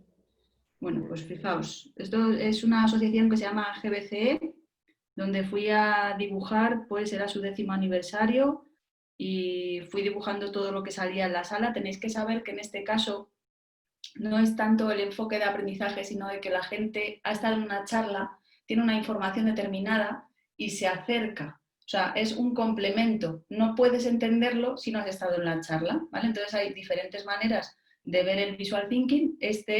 Tienes que haber estado en la charla para entenderlo. Esto era un dibujo en real de diferentes charlas de economía circular, futuro en paralelo, sostenibilidad. Y fijaos, pues claro, aquí os lo estoy ampliando porque la información que iba recogiendo pues era mucha información, fueron muchas horas, fueron 6 horas dibujando.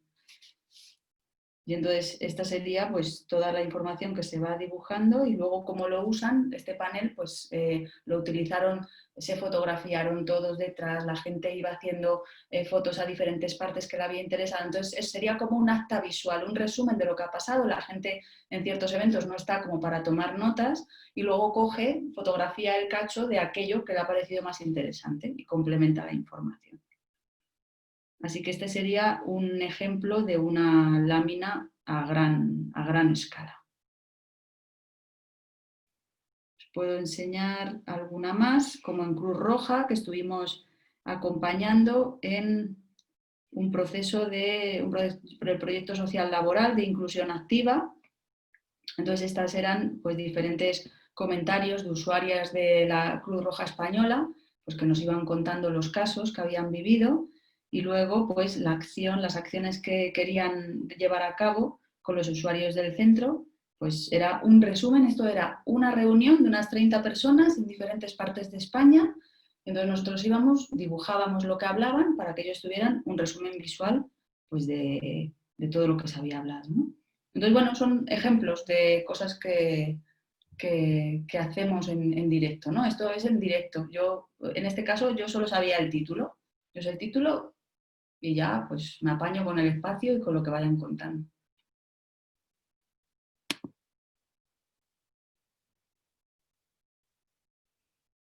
Estás muteado, Fernando. Sí, que Ahora. muchos piropos para ti y muchísimos agradecimientos. Y Eduardo Torres, el filósofo de la Patagonia, es nuestro querido amigo ingeniero y kinesiólogo que está en Argentina. Dice que se aprende dibujando, claro. Eso es.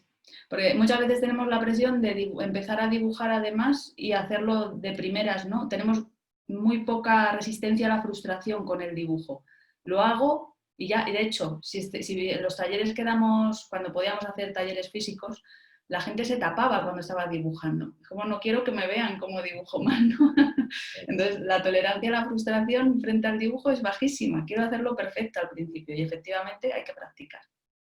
Y Edna Gastelu, desde Quintana Roo, en México, nos pregunta que si puedes, por favor, pasar el nombre de tus clases, de dónde las impartes. Vale, están publicadas en @visualmateria, que está tanto en Twitter como en Instagram. Entonces ahí están publicados los talleres que impartimos este fin de semana y el que viene. Bueno, dice Amparo Eugenia Aristizábal, desde Estepona, en España, que es tan agradable que el paciente siente mejoría al ver el dibujo. Pues ojalá sea así, claro que sí. Bueno, pues es que es así. Fíjense, una cosa que es muy sanadora, es un fenómeno muy sanador, es que los pacientes sepan qué les sucede. Cuando a ti te duele la barriga, pues te duele la barriga. Si vas, por ejemplo, con Xavi Moreno, que es kinesiólogo cuántico, que está en Puebla, en México, y le dices, mira, que Xavi, que me duele la barriga, y Javi te hace un test y te dice, es que tienes una bacteria que se llama Helicobacter pylori. El conocimiento comienza a activar el proceso de sanación, porque en ese preciso instante tu sistema inmunitario se focaliza no frente a un dolor difuso, sino frente a una infección por una bacteria, y comienza a generar elementos de sanación y de control del dolor y de control de la incertidumbre, y empiezas a sanar naturalmente. A veces con eso es suficiente y otras veces, pues Xavi a lo mejor te manda que te tomes algo, ¿no? Te da un remedio cuántico para la bacteria, pero muchas veces el solo hecho de la información te sana o comienza el proceso de sanación. Y dicen por aquí, me has dado una gran idea para exponer el tratamiento que debemos dar con Kine en esta coyuntura a través del remedio cuántico 52. Es Huawei, sin más. Y Nico, desde Lima, en Perú, Nicolai Salazar, que le mandamos un montón de besos, dice, es una excelente clase, muchas gracias por el aporte en nuestro trabajo de terapias, nos ayuda muchísimo el dibujo, porque el lenguaje del inconsciente es símbolos y arquetipos. Muy bien, me alegro mucho. Bueno, y no se vayan, que despedimos a Lara. Parece que no hay más, comentarios. Despedimos a Lara. Pues es como un sueño. Ha habido un momento que estábamos así colocaditos en línea en la colmena de imágenes. Estaba Paqui Bernal, Fernando Bernal, Lara Bernal y Rebeca Bernal. Y eso era como, mira qué magia, ¿no? Lo de la tecnología. No sé si lo ha hecho Paqui deliberadamente o ha ocurrido. No lo ha hecho Paqui, ha sucedido, pero las cosas ya sabéis cómo van, ¿no? Que ocurren de una forma muy mágica. Pues es la primera vez que Lara y yo hacemos una cosa así, ¿no? Y imagínense qué felicidad para mí, que la conozco desde que antes de que se le cayeran los dientecitos, desde que nació. Es un orgullo, además, ¿no? Que haya personas en mi familia con esa capacidad intelectual, con esa lucidez y con tanto amor. Y también es un orgullo que esté su hija Noa viendo lo que hace su mamá y tomando ejemplo, ¿no? Viendo que hay modelos de personas y de mujeres capaces, potentes, lúdicas, lúcidas y que sirven, ¿no? Os recuerdo que para hacer estas clases, todas las personas que han intervenido, para una hora de clase se toman bastantes horas de preparación y muchas horas y años completos de formación y de experiencia. Yo, Lara, muy agradecido, de verdad, lo sabes que te quiero mucho y que esto es para mí como un sueño, y espero que sigamos haciendo más cositas juntas. Voy a ver si nos ponemos las pilas y entre toda la gente que trabajamos en este ámbito conseguimos crear un grupo para hacer un curso contigo, porque la verdad que es valiosísima la herramienta, ¿no? Y nos va a ayudar mucho. Además es que hay un salto diferenciador de cuando solo hablas a cuando hablas y dibujas. Es otro lenguaje y además, como explicó Lara lo primerito, ¿no? Hay mucha gente que es visual, que entiende las cosas a través de las imágenes y así les vamos a ayudar. Pues muchísimas gracias, corazón. Muchas gracias a vosotros y a vosotras, que para mí ya sabéis que es un placer, y muchas gracias, tío, que para mí es también un sueño, que llevamos mucho tiempo detrás de esto y que lo he disfrutado mucho, mucho, Bueno, mucho. muchos besos para tu maridito y muchos besos, Noa. Muchas gracias. Besos, besos. Ahora les vamos a pasar a otro, a esto. Miren, con la clase de Lara Bernal cerramos el ciclo de clases magistrales que hemos hecho en los 2,5 para finalizar esta serie de conferencias de clases magistrales durante estos 2,5 meses últimos.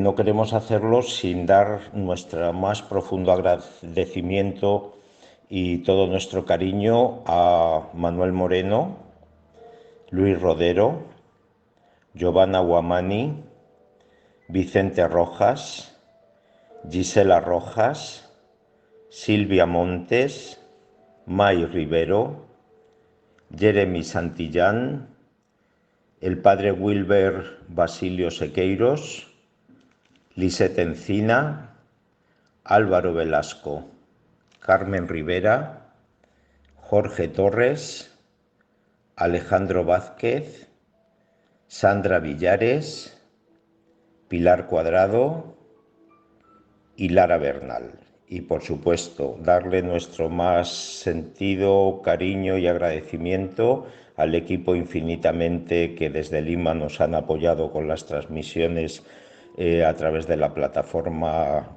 Zoom, a Vicente Alguacil Bonilla, a Paqui Bernal y también gracias a mí mismo. Os mandamos un beso enorme. En síntesis, ha sido un tiempo muy intenso, muy hermoso. Agradecemos de todo corazón el súper esfuerzo que cada maestro y cada maestra que ha participado en este ciclo de clases magistrales ha realizado.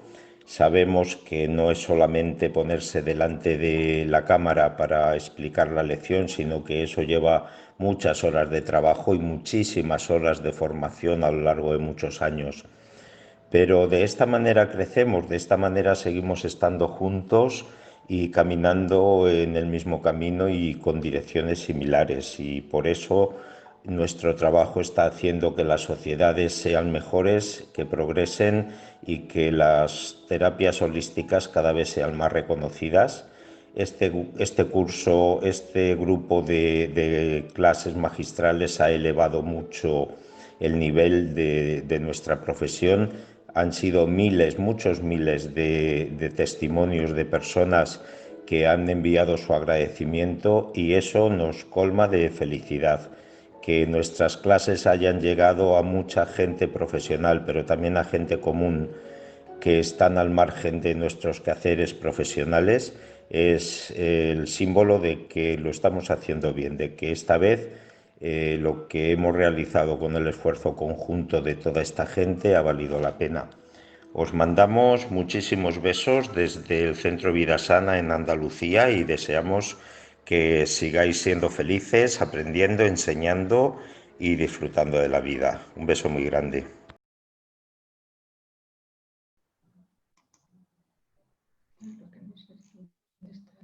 Nada, lo cerramos. Sí. Y bueno, lo que queríamos era sobre todo agradecer a toda la gente que nos han ayudado. Es que hemos dado 17 clases diferentes de entre 1h30 y 2h30 cada uno. Yo creo que es uno de los procesos más intensos de formación que ha habido en mi vida. O sea, era cada semana 2 lecciones intensísimas con unos maestros y unas maestras de un nivel altísimo, altísimo. O sea, hemos reunido a gente buenísima, de mucha talla, con mucha experiencia, que nos han enseñado mucho. Y además, en nuestro canal YouTube tenemos 16 vídeos con 16 lecciones maravillosas que podemos todos y todas visitar. Y esto, pues como os digo, ¿no? Además de las muchísimas muestras de apoyo y de gratitud que hemos recibido, pues también es el placer enorme, que siempre lo contamos, ¿no? Quienes organizamos cosas tenemos el privilegio de organizar cosas que a nosotros nos ayuden. Y por eso hemos traído tantos maestros y tantas maestras para aprender con ellas. Luego les quiero hablar del siguiente proyecto. O sea, hemos cerrado este ciclo de clases magistrales. Nos tomamos unos días de descanso. Hoy a las 9 de la noche de España hay una segunda masterclass sobre remedios florales cuánticos que nos sirve para ayudar a promocionar un curso de 4 lecciones que vamos a hacer durante los 4 primeros lunes del mes de junio. Y lo que vamos a enseñar ahí es la conceptualización, la teoría y cómo elaborar ustedes sus propios remedios florales. Bastantes de las personas que estáis viéndome ahora ya os habéis inscrito. Y una cosa que deseo decir es que había una oferta para las 72 primeras horas desde que se convocaba el curso, que ya se ha llenado una buena parte de las plazas. Había parte de la oferta era que se hacían sesiones gratuitas de telequinesiología. Ya se culminó ese cupo y ahora lo que sí queda es la oferta de $125 más 5 bonos más, hay 5 cosas más, ¿no? Hay libros, hay un video, hay un material de biogeometría cuántica que siguen estando en oferta. Y bueno, encantado de la vida, con toda mi gratitud para las chicas las compañeras de Infinitamente Team en Lima, que nos han prestado todos los días su plataforma Zoom. Ellas lo han pagado y de esa manera han contribuido a este ciclo y les estamos muy agradecidos. A Paqui Bernal, que a pesar de las zancadillas que le ha puesto algunos días su biología, ha estado ahí como una campeona trabajando. Muy agradecido a Vicenta, que está aquí, la jovencita esta de mis amores, porque ha estado trabajando mucho con la tecnología, haciendo también de asesora, de documentalista, organizando. Y finalmente yo encantado de haber estado a vuestra disposición. Me ha tocado uno de los papeles más fáciles, pero hemos tenido que trabajar bastante. Ahora necesitamos un poco de descanso y de sosiego, porque en estos 2 meses y medio hemos hecho este ciclo de conferencias, hemos dado nuestras clases en línea, hemos hecho un montón más de conferencias para otros canales y bueno, pues ahora nos toca un poquito de descanso, un poquito de calma, de tiempo para meditar, para hacer ejercicio. En España estamos iniciando la fase de desconfinamiento, todavía no podemos salir alegremente a cualquier lugar, pero tampoco queremos, pero sí que podemos salir a la calle y acá es primavera.